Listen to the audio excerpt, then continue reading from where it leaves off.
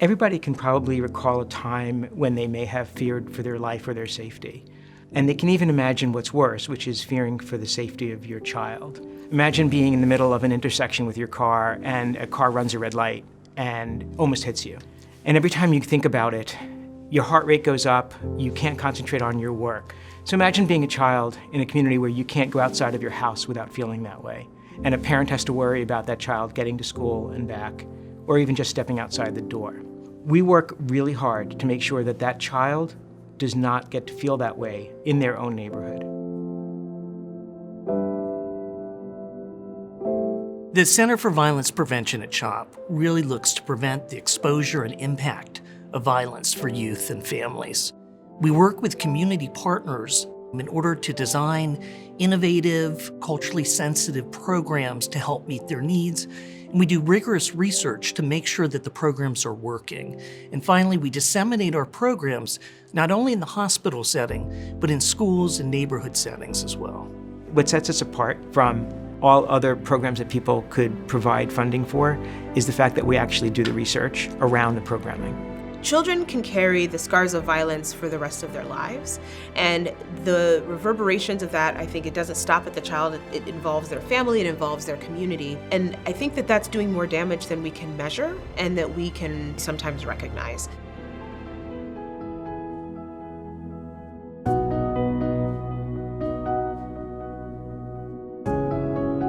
The bullying prevention pillar really helps to provide programming to many schools throughout the District of Philadelphia. We work with 3rd through 5th graders primarily, and we also have done a lot of work in the primary care sites so that we're now screening upwards of 100,000 youth a year as part of their well child visits, helping to identify which children are bullies or are victims of peer aggression and providing appropriate resources.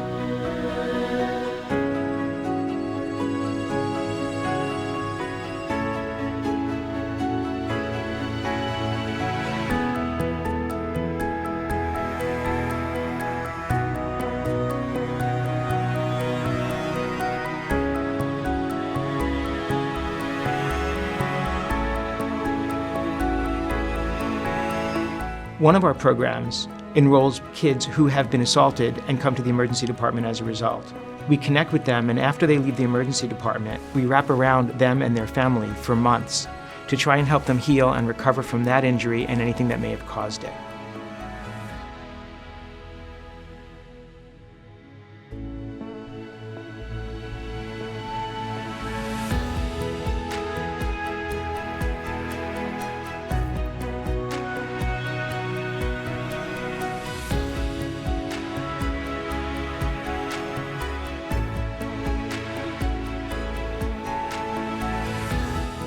Our program around intimate partner violence developed a very unique and novel way of screening families in the pediatric setting so that we can identify when intimate partner violence is happening in their homes, but also keep them safe and make sure that the abuser, whoever that may be, cannot access the records.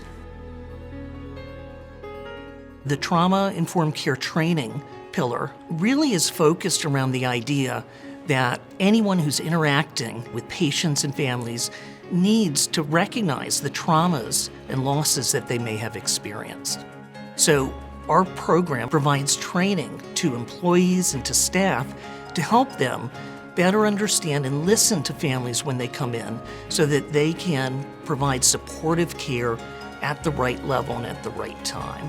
We're serving as a model so that we can go beyond the hospital walls to help other institutions recognize how best to do this. The goal of pediatrics is not just to treat children, but it's to create healthy adults. One of the things that's been true in the United States in general for a long time is that despite the effects of violence on communities that we serve, it has been a chronically underfunded problem. The ability to stop the cycle of violence, to respond to that trauma and properly heal it at the outset, you're investing in the rest of a child's kind of physical, emotional, cognitive, professional life. We'll also communicate to the communities that we serve that we care about what they care about, we see what plagues them, and we're committed to reversing those systematic disadvantages.